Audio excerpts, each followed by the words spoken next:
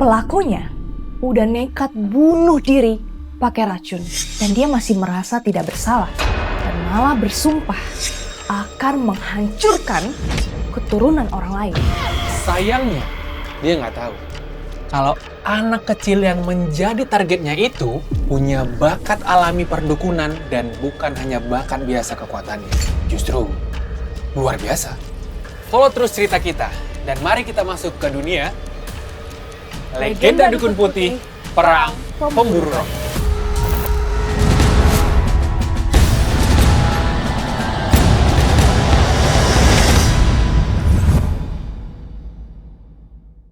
Aldi tersenyum tipis. Dukun hitam ya? Ekspresi wajah pria parubaya itu langsung berubah. Dan dia masih berpura-pura bodoh. Dia bilang, "Kalian ngomongin apaan sih?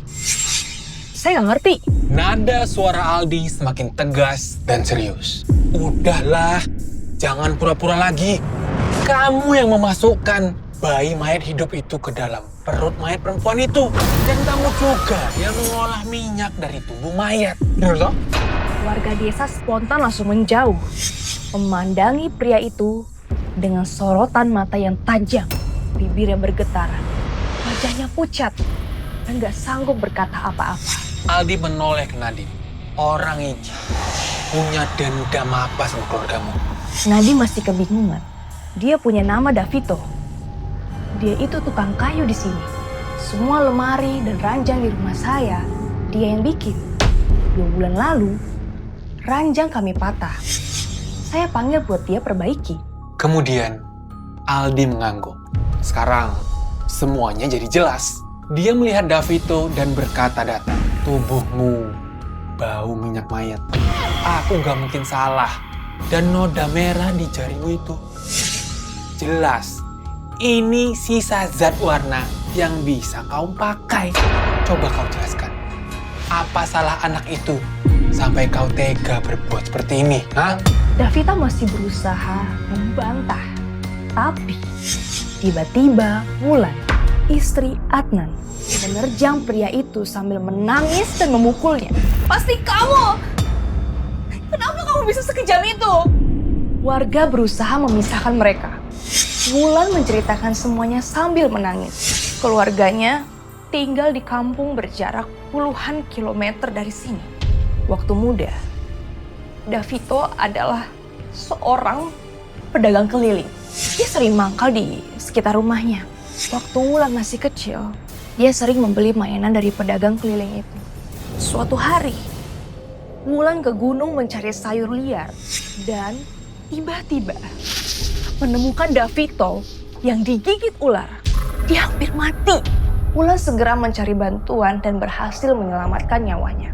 Davito kemudian datang ke rumah Wulan untuk berterima kasih dan bersikeras mengangkatnya sebagai adik angkat. Dan tak banyak berpikir, Wulan langsung setuju. Dan setelah itu, Davito semakin sering datang ke rumah dan membawakan hadiah. Hubungan mereka semakin akrab. Tapi saat Wulan menginjak usia remaja, dia mulai merasa canggung dan menjaga jarak. Kemudian Wulan dijodohkan dengan Adnan. Sewaktu Davito mengetahui hal itu, dia langsung datang ke rumah Wulan sambil membawa cincin emas dan meminta Wulan untuk membatalkan pertunangannya dengan Adnan dan menikah dengannya. Dan Wulan ketakutan dan dia langsung menolaknya. Tetapi Davito nekat memaksanya. Hingga Wulan berjuang sekuat tenaga untuk melarikan diri. Akhirnya, dia berhasil menggigit pundak Davito, lalu berhasil kabur. Karena takut menjadi gosip satu desa, kejadian itu hanya berani diceritakan kepada ibunya. Davito lalu berhenti datang dan beralih menjadi tukang kayu. Aku kira masalah itu udah berlalu. Tapi ternyata kamu masih menyimpan dendam sama saya. Sampai tega melampiaskannya sama anak saya. Padahal saya loh dulu yang menyelamatkan hidup kamu, Davito. Wulan meludah ke arahnya dengan penuh amarah. Cih, Adnan tak tahan lagi. Dia menarik baju Davito, memperlihatkan pundak kirinya yang memang berlubang. Ada bekas gigitan yang tak memudar. Bukti fisik dan pengakuan tuntas. Davito lumpuh di tempat. Wajahnya seakan kehilangan warna. Kemudian Aldi bertanya datar. Ilmu hitammu kamu pelajari dulu di Bali bukan? Dia menolakmu. Dan sejak itu kamu menyimpan dendam. Tapi kenapa baru sekarang kamu bertindak? Hah? Davito menggertakkan giginya dan sorotan matanya bengis terhadap Adnan. Balas dendam tidak mengenal waktu. Kamu merebut wanita yang seharusnya jadi milik saya. Maka keluarga kamu juga harus mati. Aku mau kamu saksikan sendiri anakmu jadi mayat hidup dan membantai seluruh rumah kamu, Adnan. Walau tak berhasil sepenuhnya. Tapi bayi mayat hidup itu dan racunnya sudah menjangkiti anak kamu. Dia pasti mati. Ayo ikut saya ke neraka. Davito mengeluarkan pil dari saku celananya dan menelannya. Tubuhnya kejang hebat. Darahnya mengalir dari 7 lubang wajahnya dan dia langsung mati di tempat. Semua terdiam dan membeku. Nadim menghela nafas. Saya tidak menyangka. Ternyata Davito punya hati yang sangat busuk. Aldi menggeleng pelan. Dia sudah terlalu lama berkecimpung di dunia ilmu hitam. Jiwanya sudah tenggelam dalam kegelapan. Ilmu jahat seperti itu memang sulit untuk dilacak. Kalau bukan aku yang datang, keluargamu pasti sudah binasa. Keluarga Nadim berulang kali berterima kasih dan memohon kepada Aldi untuk menyelamatkan Rafael. Aldi mengangguk dan ikut mereka untuk pulang. Mayat Davito segera diangkat.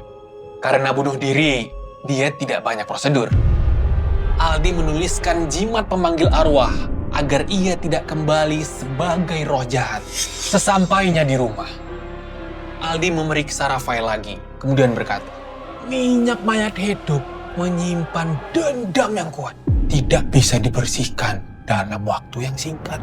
Butuh setahun untuk pemulihan. Aku tak bisa tinggal lama di sini. Tapi kebetulan aku sedang mencari murid dan Rafael punya bakat alami dalam ilmu sihir putih. Maukah kalian izinkan aku akan membawanya ke Sunda dan menjadikannya muridku? Apakah kalian mengizinkan? Keluarga langsung saling bertukar pandang. Rafael satu-satunya anak dan cucu mereka. Semua merasa berat hati untuk mengizinkan dia dibawa.